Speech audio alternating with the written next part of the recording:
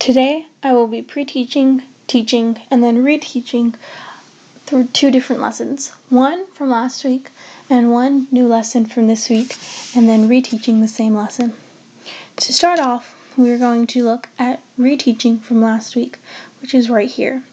The teacher will read aloud last week's vocabulary written on the board, break into groups. The students will mix and match the vocabulary, and then the teacher will read the correct definitions to check for accuracy at the end. So if we look here, this is what should be expected to be on the board, last week's vocabulary. Students will be paired into different groups, and then we'll create the different mixing and matching of the vocabulary terms based off of the information that they learned last week.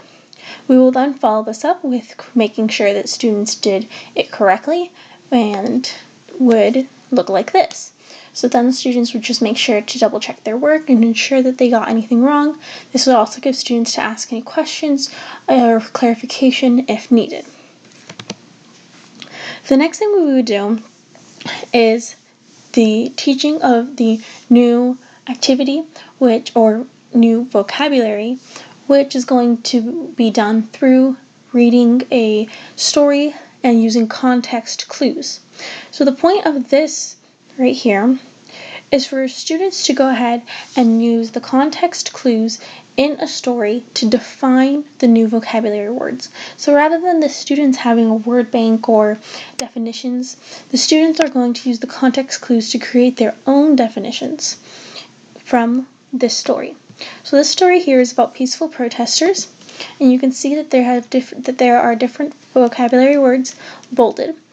Just for a statement, resistance is bolded twice, since it is used twice. And so from using this, students will then use context clues to be able to define their own vocabulary terms of what they believe it means. These will include the definitions, which they're creating, some examples. So there are some examples of protests within here. There are some examples of examples of someone boycotting from the Birmingham buses, things like that. We can also use substitutions. So here it's talking about the person refusing to pay a poll tax. Refusing to pay a poll tax could be a substitution kind of for protesting. So there's different substitutions throughout this as well. That for here we can see that opposition is another substitution that we could possibly use. And then going over antonyms and synonyms, antonyms being words that mean the opposite of what this word means, and synonyms meaning that they are the same or similar definitions of what these words mean. So using this, we would then write down the 10 different vocabulary words on the board as shown here. The students would then create their own definition using the context clues. So they would read through it, and they are in a group, I should mention that, and then they're going to go ahead and create their own definitions from context clues.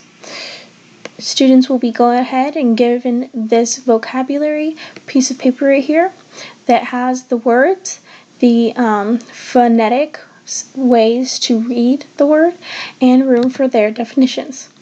This leads us into our reteaching. So this time, the same vocabulary sheet is passed out a second time with phonetic spellings. This time, instead of them using the context clues to fill in the words, they're going to use dictionaries, glossaries, thesauruses, computers, whatever they would like to use to find the definition, so the dictionary definition. So the first part is going to be using context clues. The second part is going to be using the actual definitions. So that's what they're going to go ahead and do. And then the teacher will go ahead, and once they do it one time with context clues, a second time with definitions, then the teacher will go ahead and put the actual words up there and the definitions. And it's important that the teacher remembers to say it phonetically as well. So something else to mention is that if students are doing any of these three activities and finish early, they're able to go ahead and complete a crossword puzzle. I do recommend, though, that the crossword puzzle is not given until the first two activities are done, so that students don't use this to create the definitions. Thank you.